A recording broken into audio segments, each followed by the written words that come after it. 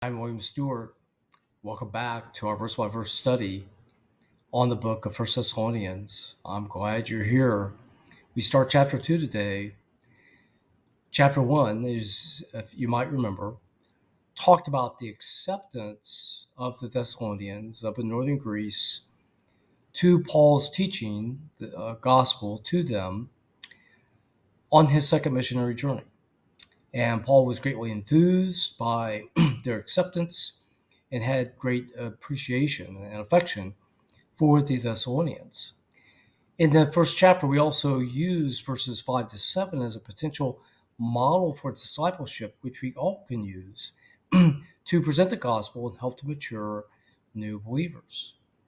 So in chapter 2, the topic changes from the reaction from the Thessalonians to how Paul brought them the gospel, what he did and did not do. And this turns out to be a good model for discipleship, both in actions and attitude.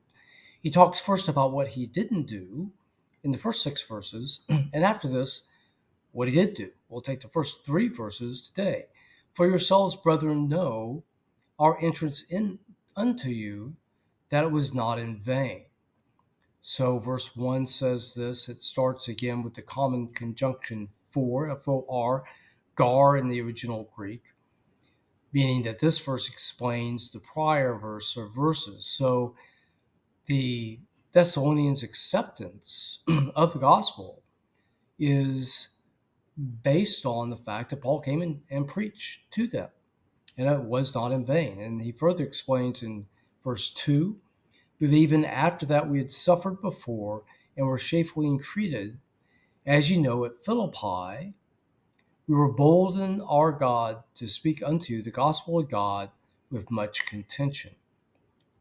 So just before Paul and his group came to Thessaloniki on the second missionary journey, they were at Philippi. This is recounted in Acts 16, where they faced much persecution.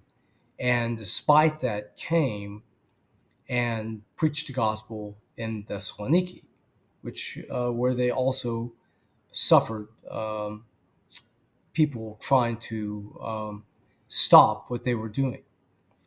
But in doing all this, and this is recounted in Acts 17, by the way, verse 3, for our exhortation was not of deceit, nor of uncleanliness, nor in guile.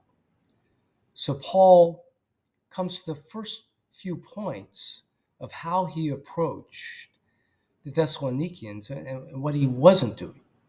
He wasn't being deceitful or fraudulent. He wasn't coming out of sin.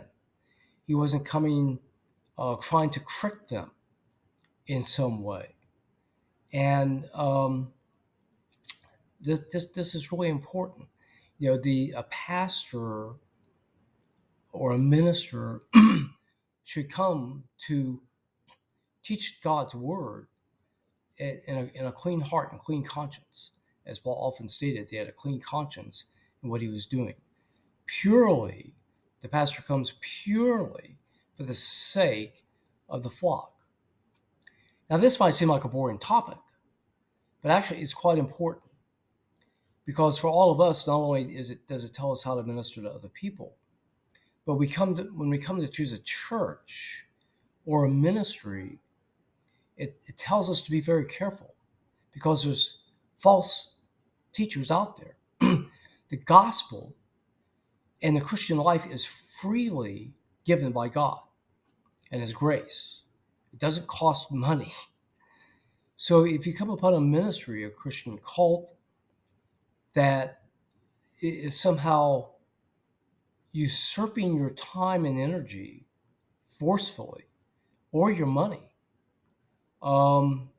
your radar of concern should go up. Otherwise, if a ministry can take control of salvation, or what it takes to keep salvation, that gives them great power and wealth that they can collect. But God's word is not like that. Again, it is free. And the Christian freely gives back. according to, out of faith, what they have. So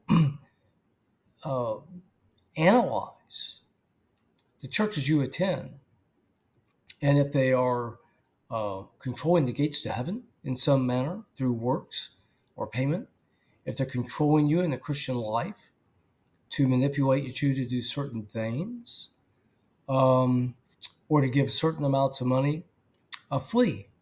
Go somewhere else, because we serve, we serve out of faith and a clean heart based on that faith, based on God's word, not somebody else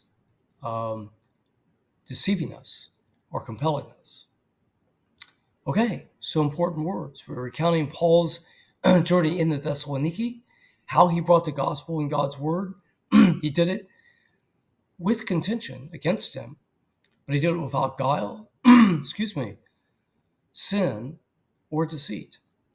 We'll finish up this section, the next 3 verses next time, about what Paul didn't do, and then turn to what he did. Thank you for joining me today. I'll look forward to seeing you next time.